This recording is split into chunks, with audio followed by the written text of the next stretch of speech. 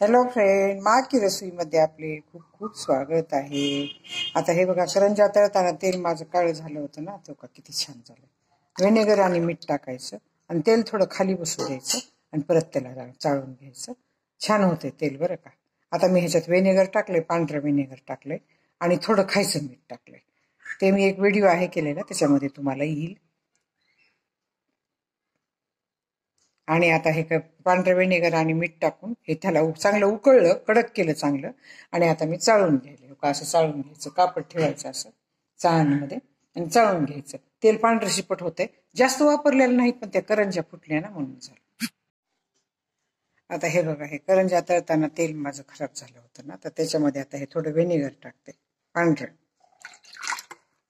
आणि थोडं मीठ टाकते आणि हे तेल मी चाळून ठेवते सगळं.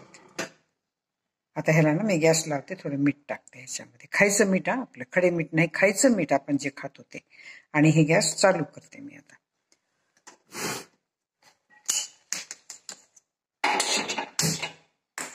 आता ह्याच्यात खायचं मीठ टाकते थोडं आणि ह्याला चाळून ठेवते कापडातून, चाळणीतून.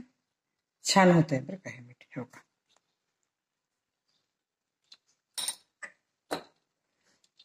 काही नाही तळल्या, फक्त करंज्या तळल्या होत्या. करंज्या थोड्या फुटल्या ना, गुळाच्या गोड करंज्या असतात ना, ते फुटल्या, त्याच्याने हे तेल काळं झालंय. आता ह्याला हलवून हलवून गरम करते.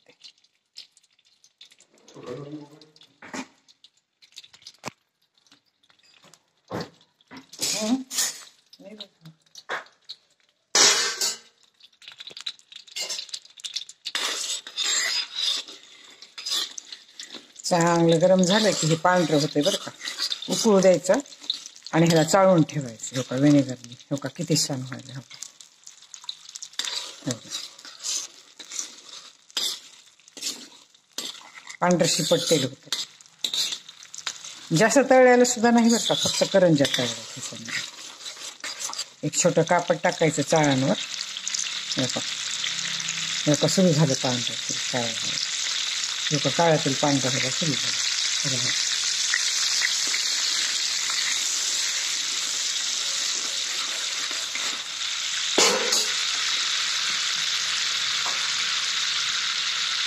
आता चांगलं पांढरं होतं तिथे, परत चाळून ठेवायचं. आता बघा, ह्या कढईतलं एवढं घाण तेल आहे का, की व्हिनेगरच्या कारणाने खाली बसलं. हो का सगळं. हो का, बघा, व्हिनेगर टाकलं आणि मीठ टाकलं आणि ते खाली बसलं नाही. हो का, इथे किती छान तेल तयार झालं. आता तळलेल्या गुळाचा कलर आला, पांढरं शिपट तेल तयार झालं. ह्याला चाळून घेतले. तरी आपण कधी तेल आपलं काळं झालं ना, तर व्हिनेगर नसला तर लिंबू आणि मीठ टाकून त्याला कडवायचं आणि असं चाळून ठेवायचं. का किती छान तेल झालं. माझी जर तेल गरम करायची पद्धत तुम्हाला आवडली असेल, काळ्या तेलापासून चांगलं तेल तयार करायची, तर हे असं तयार करा आणि सबस्क्राईब करा, लाईक करा, बेल आयकॉन क्लिक करून कमेंटमध्ये मला सांगा की तुम्हाला माझी ही पद्धत कशी वाटली.